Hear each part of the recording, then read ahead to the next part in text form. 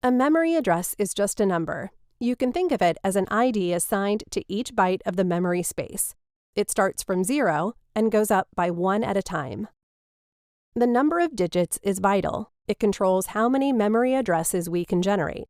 For example, if we use a 1-digit decimal number, we can choose from 0 to 9, which means we have 10 choices. Therefore, we can address 10 bytes of memory space. Computer is based on zeros and ones. Memory addresses are made of binary numbers, so bytes are for storing zeros and ones, and the memory addresses associated with them are made of zeros and ones. Bit width is the number of binary digits. Let's say the memory address we use has a bit width of 4. It means the memory address is made of 4 binary digits. Each binary digit has 2 possibilities, 1 or 0. 4 binary digits put together give us 16 unique combinations, which means we have 16 memory addresses.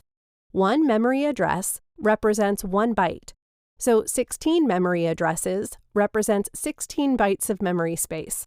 Let's say this table represents a memory. Each grid represents 1 byte.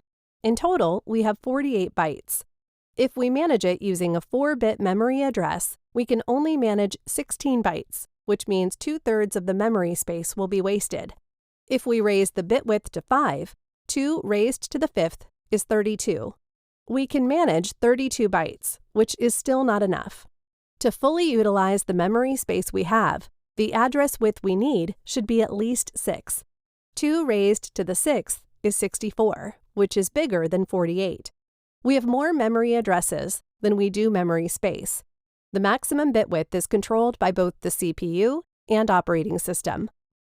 A few years ago, if you bought a Windows 7 PC, you needed to choose between a 32-bit version and a 64-bit version. The 32-bit version means the memory address is made of 32 binary digits. 2 raised to the 32nd is how many bytes we can address. If we convert it into gigabytes, we will get 4. This is why if you buy a 32-bit Windows 7, the maximum memory you can install is 4 gigabytes. But if we expand the bit width to 64, things would be very different. A 64-bit memory address can theoretically address 17 billion gigabytes, which is far more than enough.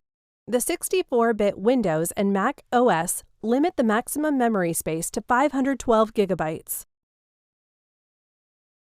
A long binary memory address is very inconvenient to use, so we usually convert them into the hexadecimal format, which is 16-based and is usually prefixed with 0x.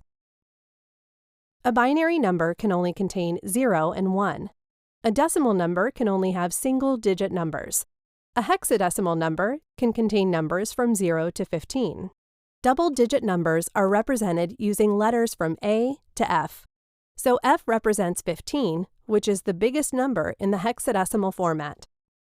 A 32-digit binary number can be fully represented by an 8-digit hexadecimal number. 8 digits are a lot shorter and therefore more convenient to use. So a hexadecimal number is actually a shorter equivalent of a binary number. They represent the same value.